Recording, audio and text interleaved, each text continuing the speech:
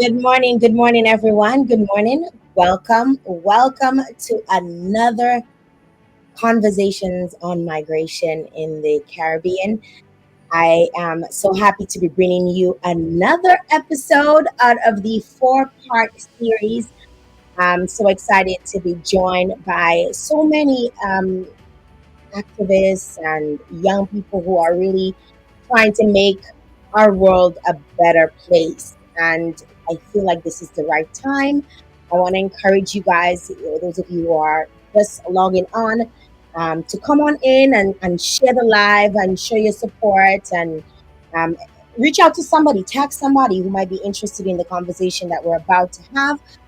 And of course, we are talking about climate justice, and it is the climate justice series as we, of course, look at the global climate crisis. It is essential for us to recognize that its impacts are felt equally across different regions and communities, or I should say, unequally across different regions and communities. In the Caribbean region, we have the small island developing states. Change is for us, it's not an abstract threat, but it's an immediate and lived reality. Hurricanes, rising sea levels, and other environmental disasters are continuously challenging the social, the economic, and the environmental resilience of our people. We've had events like T.S. Erica in 2015, we had Hurricane Matthew in 2016, Hurricanes Irma and Maria 2017, Dorian in 2019, the eruption of La Sofria volcano in 2020. Hundreds of people are being displaced and were actually displaced just literally 2 months ago by Hurricane Beryl in Grenada, that included Carriacou and Petit Martinique, Jamaica, as well as St. Vincent and the Grenadines. In the Caribbean, our call for climate justice calls attention to the way that these climate events have disproportionately impacted our Caribbean countries. Hurricane Maria in 2017, for instance, caused so much damage that was worth approximately 225%. These events call for crucial sustainable development initiatives, and our governments and people are challenged to access the finance for adaptation and mitigation. Marginalized groups need to be included in our responses to climate change, and there is a need for participatory approaches to leave no one behind. I'd like to welcome you to the Climate Justice Series. This is day three, like I mentioned earlier. And if you're viewing on Facebook, YouTube, LinkedIn, I'm your host, JL Joseph, and I'd like to introduce you to my co host, Maxine Arlene X3, who serves as the Communications Officer for IOM Caribbean. Welcome, Maxine. Thank you, Jill. Good morning, good morning, good morning to everyone who's on. Good evening if you're from, you're joining us from somewhere else in the world. It's really good to be here. Been a really exciting and insightful series so far. Today's day three, and we wrap up tomorrow. So thank you so much for joining us, and I am just really excited and looking forward to today. Of course, So it's nice to see you again, Maxine. And I know you've been behind the scenes working and putting this together. And I just want to commend you on the hard work that you're doing with IOM Caribbean. Y'all don't play. Y'all don't play. we have to represent. There's a lot of work to do. A lot of Yes. work to do. A lot of work to do. So I guess I'm gonna go on and quickly introduce you to all of our guests. This morning we have three youth leaders from one from Dominica, one from the Bahamas, and one from Barbados with us. These are people who have been activists and leaders in their own right, and we're just really looking forward to hearing their voices today. So first up on my screen is Ferdinand Valmore.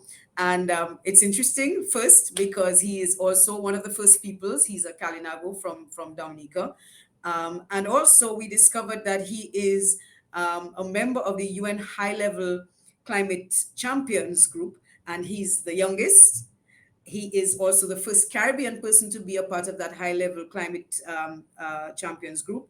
He is the first Dominican on that group, and he's the first indigenous person. So it is, I guess it's just right and proper that he's the first on the screen and the first that I introduce as well. So welcome, Ferguson, and thank you for joining us today.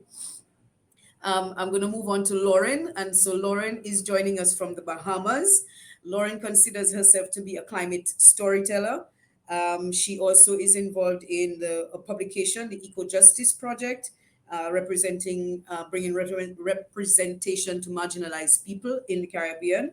And she's a documentary filmmaker. So, Lauren, thank you for joining us, and we really look forward to your perspective today. And then Yemi Knight. Yemi is a conservationist and climate activist. She's the founder of the Anchor Bridge International in Barbados, and she is very much involved in climate justice and human rights. She also co-authored an IOM policy brief. A policy brief that was co-authored by herself and with IOM, looking at LGBTQI rights in evacuation planning. So welcome to all three of you. And Jill, I'm going to hand right back over to you so that we can begin the conversation. Thank you very much, Maxine. I'm constantly checking back to make sure to see who's communicating. People are coming on from all the different channels, and we want to make sure that we grab every single one of them. And from time to time, I'll pull up some of the comments in front of the screen as we go along. So thanks again for the introduction, and welcome to our most esteemed and distinguished panelists who are joining us from all across the Caribbean. And I'm going to get started with Yemi. Yemi, you are one of the co-authors of a recent policy paper on how to make environmental migration and evacuation more inclusive for people with diverse sexual orientation, gender identities, gender expressions, and sex characteristics. In the Caribbean, emergency shelters that people are or would be evacuated to are generally public buildings such as schools, community centers, and other buildings that are repurposed to accommodate evacuees.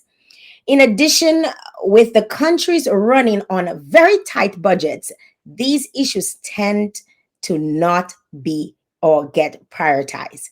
How do you see the needs of marginalized people being taken care of, given the very economic constraints faced by small island developing states in the Caribbean and in the rest of the world? Thanks for that question, Jill. That's a question I also ruffle with, and I'm met with all the time whenever I present the findings of my paper. So before I can answer that question specifically, I just want to give you some insights, which is some policies and plans do not explicitly include marginalized groups. I'm talking LGBTQ individuals, undocumented migrants, people living with chronic illnesses. And so it's making it challenging to address their needs effectively. And even with tight budgets, it's my personal opinion that policies can be shaped, existing policies and projects can be shaped with inclusivity in mind. So there are many no cost to low cost steps that we can take, such as expanding demographic questions in censuses that are done every 10 years. And we can capture valuable data on vulnerable groups. I know that most disaster organizations have annual trainings already. So we can just include specific modules for these individuals, these individual groups. So if there's a gender responsive module, you can include specific safeguards for LGBTQ people with a specific emphasis on trans individuals, where most of the challenges and inequities lie in the discussion in general. And then I believe that can improve our preparedness for these disasters in the future. Another thing I want to touch on is that many Caribbean countries sign on to human rights treaties via the UN and the Inter-American Human Rights System.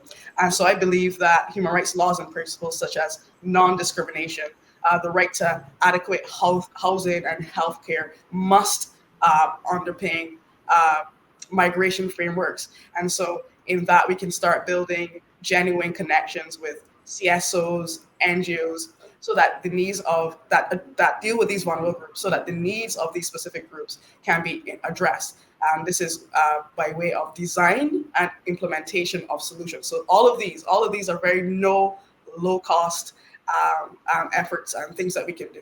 And then we can also leverage regional support. So right now, the Caribbean, there's a plan to implement a regional migration policy.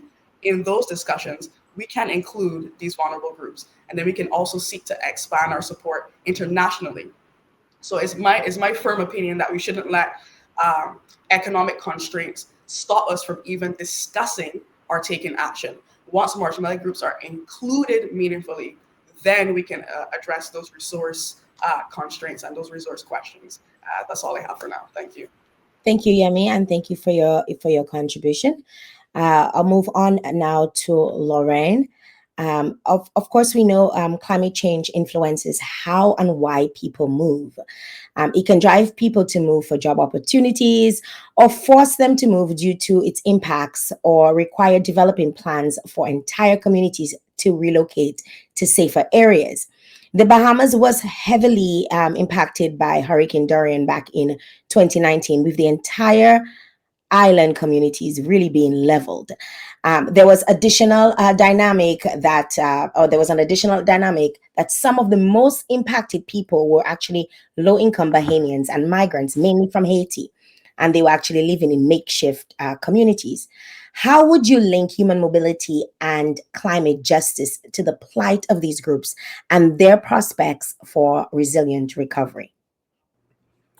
Thank you for that question. I think when we talk about climate justice, we first acknowledge it on the global scale. And that is why countries like the Bahamas, our small island nations in the Caribbean, are disproportionately impacted by climate disasters year after year, despite the fact that we don't contribute the most to the causes of climate change. But even within our countries, we find that there's varying levels of inequity and vulnerability due to factors like socioeconomic status and migrant status. And in a lot of ways, it takes climate disasters and climate change to reveal these inequities and expose vulnerable areas like the mud community in Marsh Harbor in Abaco, which was a very large Haitian migrant community, and a lot of low income individuals living with inadequate physical infrastructure and resources. And it made these communities a lot more susceptible to devastation after the storm.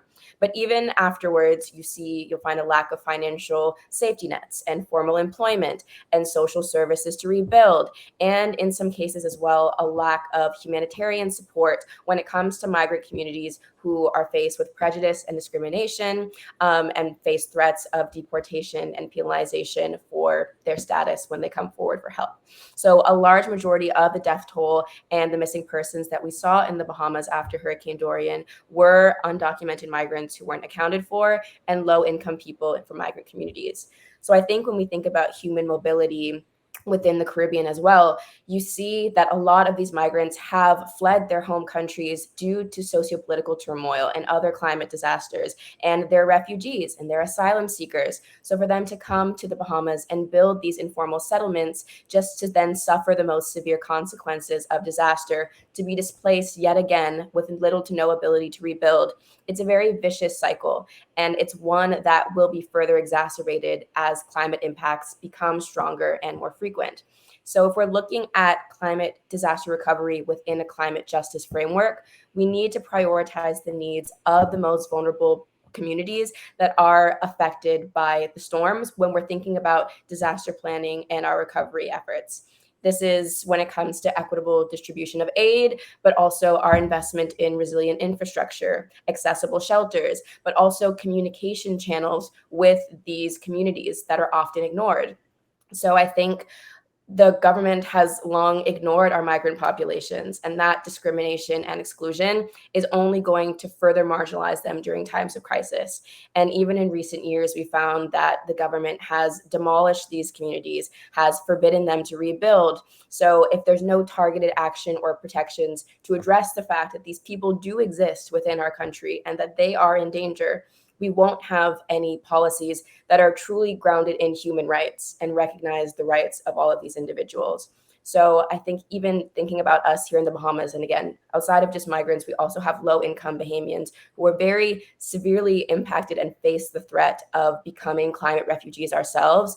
We need to focus on addressing our inequities head on, the socioeconomic inequities, and thinking about long-term resilience that's more than just rebuilding what we've lost, but also creating these systems and mechanisms that can better withstand future impacts and really think about our path forward that is more inclusive. Thank you very much for sharing, Lauren. We truly appreciate your contribution. And we move on to Ferguson. We know Hurricane Maria devastated Dominica in 2017, causing damage worth over 220% of the national income of the country. The indigenous Kalinago community located on the Atlantic coast of the island was amongst the hardest hit. However, at a panel discussion at the SIDS 4 conference last May, the Minister of Environment and Kalinago Affairs noted that the community began recovery efforts immediately without waiting on government intervention. How should indigenous resilience be interpreted in climate justice discussions? That is for you, Ferguson. Thank you, JL. So firstly, I'd like to really answer a question with a question. So what do we as individuals consider to be indigenous resilience? I, of course, have been pondering this question in my mind, entering all these spaces, these climate-related spaces, of course, and I've come to the realization that resilience, besides the dictionary definition, that resilience is more about strength, the adaptability, and of course, the proactive strategies of communities like my community, the Kalinago territory, in the face of many environmental disasters, including Hurricane Maria, like you said. So, our immediate response to, like I said, the traumatic devastation reflects not just our survival instincts as indigenous peoples, of course, but rather our deep rooted knowledge on the strong sense of a community.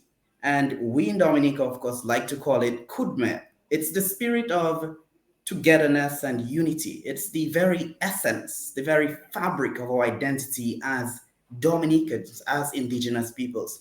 Now, the resilience we tend to speak about, or we're speaking about right now, it challenges the narrative that we, of course, and indigenous peoples really are passive victims of the climate crisis, but rather it highlights our agencies emphasizing that we often possesses this critical and important knowledge needed of sustainable practices. And of course, we can contribute to really lessening the impacts of climate change, not only for seeds, but worldwide speaking in general. Now, as we look at discussions surrounding climate justice, it's really a space that not much indigenous voices have been able to enter. And I'm speaking from experience myself. I have just started entering the spaces where we speak about climate justice. And we need to recognize that communities, indigenous communities, have an essential role to play. We bring our unique relationship, of course, with nature. That's one. This, of course, is shaped by centuries of stewardship and adaptation. We're talking about climate adaptation, we're talking about replenishment of the environment, etc. All our sustainable practices can, of course, or helped protect Mother Nature, as we like to call it. So, acknowledging the indigenous resilience, again, we're speaking about the indigenous resilience, the strength, adaptability, and unity of indigenous peoples and local communities. It really shifts the focus more away from what is often described as external aid per se. And it really should advocate for policies that support indigenous leadership in recovery and climate adaptation initiatives. When we speak about climate justice, we're often speaking about climate finance. We need all these finances. But I like to say, as we like to say in Dominica, have it at home, carry it abroad. So let's really shift the narrative on the national level before we decide to go out there on the regional and international level. We need to really fix some things in our backyard before we go, because we need these mechanisms on the national level that will, of course, correspond to what we're calling for from the international communities, or those that are responsible for contributing significantly to the climate crisis. So, of course, from an indigenous youth perspective, this means ensuring that our voices as persons, vulnerable people who are affected by the climate crisis, of course, this means that we have to ensure our leaders, or we need to ensure that our voices are included in these decision making processes. and that our traditional ecological knowledge, of course, are integrated in policy, in crafting the various legislation that will not only protect just indigenous peoples, but we're talking from society, from a societal perspective. Of course, just to sum up my contribution, acknowledging the indigenous resilience, building resilience for indigenous communities and local communities. So we need to really recognize climate justice discussions and really honor the legacy of what we're talking about. So this recognition validates our unique perspectives and contributions, which of course often overlooked in mainstream climate narratives, or according to how we like to say it, facts, FATC facts. So that's the reality. Indigenous voices are often overlooked, or we tend to enter spaces where tokenism really exists. And I'm speaking from experience again. Many of these spaces that we enter, that we just want to tick off the box that indigenous peoples are included in the discussions, that we trying to accomplish diversity to some extent. So, how are we meaningfully integrated as indigenous peoples? How are our knowledge to addressing the various societal issues integrated into your policies, into your programs? We need to really shift away from that narrative and that stance, that mentality that indigenous peoples are very useless. And yes, people think that way. Indigenous people are not educated. They can be doctors, lawyers, etc. So now we really need to have that voice included in the policy discussion. So indigenous practices, of course, often prioritize sustainability and biodiversity. So our knowledge, of course, can be integrated into the broader climate strategies from the national level and international level. So we need to really see our contribution as more as a collaboration. And I've been saying that as an advocate for meaningful youth engagement in decision making processes. Now we need to see indigenous peoples as partners rather than victims of the climate change, or passive recipients of the effects of the climate crisis. Only when this collaboration can be seen or can be put in place, that ecosystems health, the adaptive resilience, and of course, ultimately contributing to a sustainable future. So the time is now that indigenous peoples are recognized for who they are. They are the holders of the key to protecting the planet and Mother Nature from every single level. Thank you so much. Period. Period. Drops the mic, exit. Wow. That was powerful, Maxine. I saw you writing away and you're like, Yeah, I mean, he was first in the introduction, but he like so this has been so interesting because I see that we started off with Yemi speaking about ensuring that people are included, right? And I think one of the things with minority communities is that very often, from a human level, the policymakers, the people who are involved in offering the trainings and writing the policies and so on, don't actually understand the real human issues. So Ferguson just spoke about inclusion and collaboration. It is so important, I think, for these communities, all of these communities, and not just ticking the boxes, but for real inclusion and engagement of all of these communities so that we understand what the issues are. Because I know that there are, for instance, disaster managers and people involved in disaster management throughout the region who, yes, we talk about the the need to have gender issues taken into consideration, but they've not really gone into thinking about, okay, what is it that really makes accommodation of men different, accommodation of women different, and accommodation of people who have diverse sexual orientations different.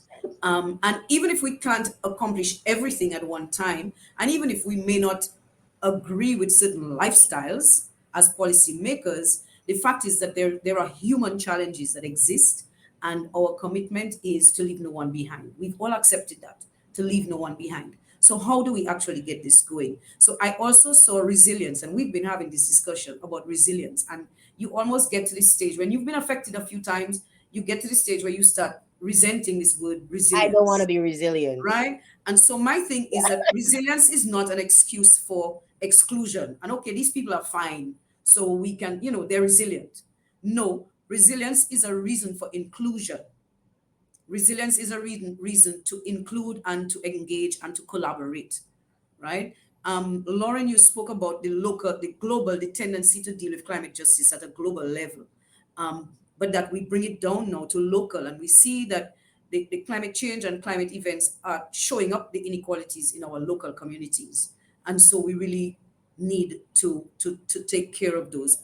But there is no two ways about it, a global responsibility.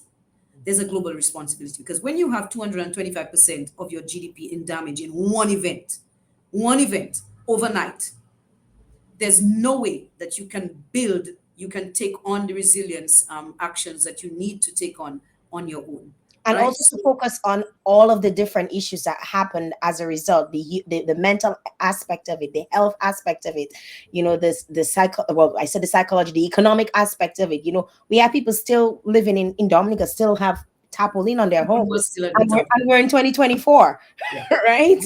You have children who every time the rain falls, they get traumatized. Yeah. You have families that have been broken apart because of displacement of people away from their countries or into different communities, people's livelihoods that they've never been able to recover because they were fisher folk, they were farmers in communities that have now been totally relocated, Mhm. right? So our time is short, and so we can't go into this too much, and we're all passionate, but um, so I want to ask to all of you now. COP29 is coming up in a few weeks' time, just about a month. Um, what message, and Yemi, you're going to be attending, IOM is sending you to COP29. So this is an opportunity, for you to really, I guess, distill what is your message going to be? What's your core message going to be? What are you guys, what message do you want to send to world leaders and to your local leaders as well? Because we brought this up here about achieving climate justice for the Caribbean and in the Caribbean. Yummy. Um, Yummy. yeah, good. Okay. I'm actually very, very honored to be selected as a part of the court by the IOM. The IOM has been very, very supportive in my journey in general, my advocacy journey. I've gotten a resounding level of support from you all here and the others on the team. So I'm really grateful for that. I'm still trying to refine my message, but I think one key point is clear that there is no climate justice without addressing human rights. We cannot separate the two. We must ensure protection for all vulnerable groups. I'm talking LGBTQ people, women, girls, people with disabilities, houseless people. All groups need to be included. And a key reason why they need to be included is because that these issues often intersect. You find in the LGBTQ people can also be people living with disabilities, can also be houseless. These issues often intersect. So we can't address support for one group and not the other. It's simply not feasible, and it simply makes no sense, quite frankly. And so I think world leaders need to genuinely have genuine commitment. I saw Ferguson say, I saw Lauren said it. We can't tokenize people. We have to have them integrated into the planning, the design, the implementation, every step along the way. I saw some Facebook users also say that we need to be vulnerable groups need to be included in all levels of the planning, because we have people who are educated, like Ferguson said. There are LGBTQ people. There are people who living with disabilities that are educated, that have the skill set. So there's no need to include them. We need to even get rid of the old guard in many ways, and have these groups included. And it's only then that we do that we can genuinely fight for climate justice. So that would be my message for world leaders, high-end people. We need to have genuine interactions, because there's no climate justice without the consideration of human rights. Thank you very much, Yemi. Thank you for your contribution. And Lauren, we'll move on to you. I agree with everything that's being said, and I'm really grateful that human rights are being centered in this conversation. I think thinking about COP29, a lot of our COPs are about calling for accountability for major polluters, looking at who's most responsible for the climate change, who has the wealth and the resources to support vulnerable nations through funding, through technology transfer. And I think that that is the general basis with which we use this opportunity to call attention to that.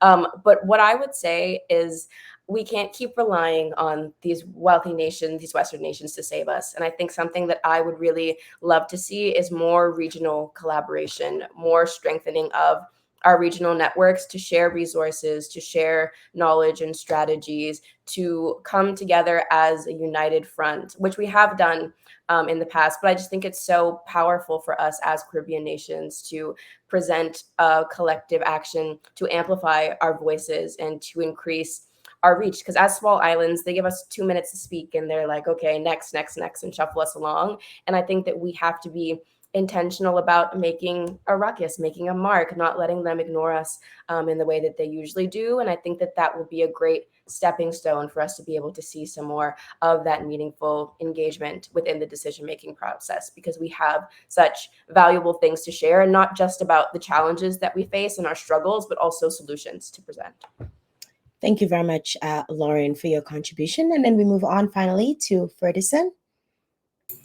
I totally agree with the contribution of Yemi and Lauren in that aspect.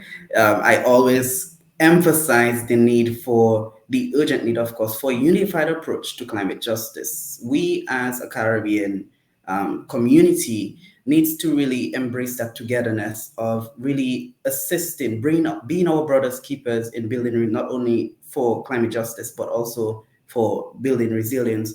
And of course, we often call, well, I continue to call for more financial contributions and commitment to small island developing states and Caribbean. So I believe that this year's COP29 should have a strong focus on the reality that we as Caribbean people continue to face as it relates to the climate crisis. We are continuing to be battled and beaten by the climate crisis when we only contribute a reality of less than 10% to global gas emissions. So, of course, we need to take center stage on ensuring that we receive what is rightfully ours. Like, I'm literally claiming what is out there, what is rightfully ours. We need these funding to build our resilience. Every year, we can't stop production or building our own resilience from within to really prepare for a natural disaster when you guys are contributing largely to the climate crisis. So our leaders need to take a firm step and demand what is rightfully theirs. We as young people need to also contribute our voices. So I'm looking forward to young people's voices and decision makers as well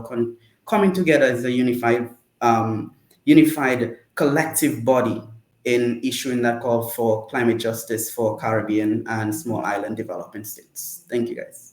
Thank you, Ferguson. Back to you, Maxine. That was very well said. A few very important takeaways for me.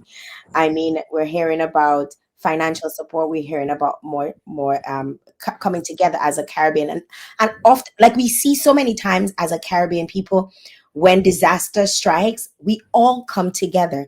So what happens outside of that disaster time, right? And that is so important that we practice the same thing during a disaster, outside of a disaster, and that comes with economic development of each other. I see a lot of us having resources that we can all benefit, trading amongst each other, in terms of movement. I mean, we see it even with IOM. So many policies are being instated where people can move around and work in various countries and come back to their homes, without feeling like we're running away from one because we're leaving a disaster zone to go into another. So it's so important for us to think outside of these 5 months, Yeah. Yeah. about unity. Maxine.